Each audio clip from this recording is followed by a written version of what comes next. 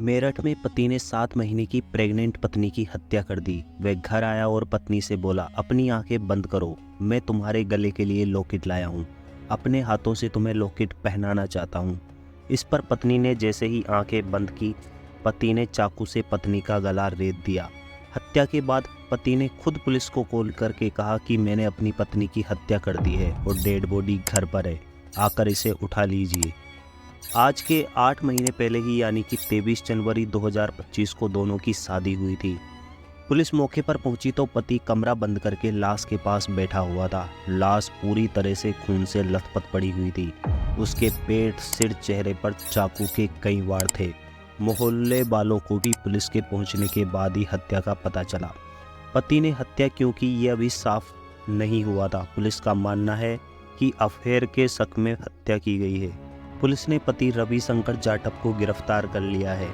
वहीं पत्नी सपना के शव का पोस्टमार्टम के लिए भेज दिया है। पूरी घटना गंगानगर थाना क्षेत्र के अम्माहेड़ा गांव की है। सपना के माता पिता की 18 साल पहले मौत हो गई थी। वे अपनी बड़ी बहन सरिता और जीजा मुन्ना के साथ रहती थी। रवि शंकर से सपना की शादी भी जीजा ने ही करवाई थी। 26 जुलाई को तीज के चलते सपना बहन के घर अम्माहेड़ा गांव आ गई थी। रवि शंकर का घर भावनगर थाना क्षेत्र के किन्हा नगर में है। उसकी जनरल स्टोर की दुकान है। शनिवार सुबह पहले उसने अपने जीजा मुन्ना को फ़ोन किया। बोला, मैं आ रहा हूँ, आप रहेंगे क्या? मुन्ना ने मना कर दिया, कहा कि वे काम के सिलसिले में बाहर रहेगा। फिर रवि शंकर ने पत्नी सपना को फ़ोन किया, कहा कि आज मैंने बुरा सपना देखा है, मैं मिलने आना चाहता हूँ। इसके बाद वह सुबह 9 बजे बाइक लेकर के पहुँचा।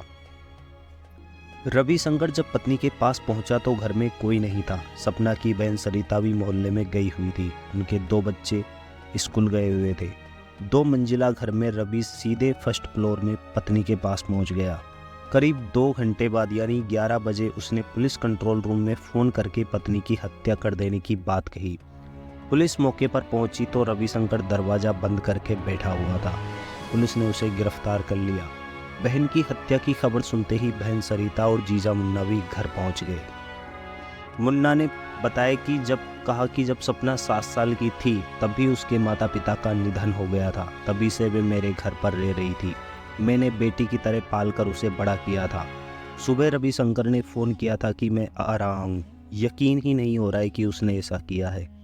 मुन्ना ने बताया कि रवि शंकर का आज सुबह करीब 7 बजे सपना के पास भी फ़ोन आया था।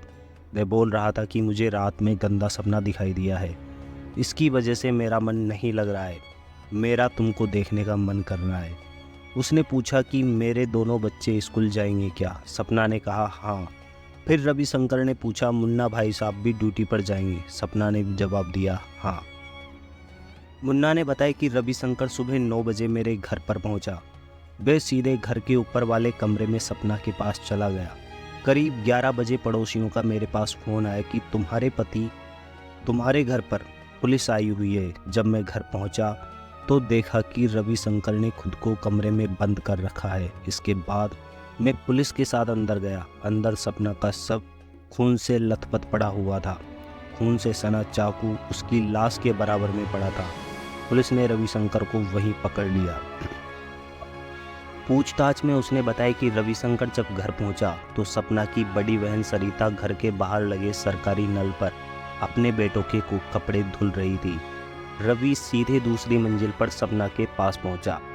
सपना बेड पर बैठी हुई थी। कमरे में जैसे ही दाखिल होते ही उसने दरवाज़ा अंदर से बंद कर लिया।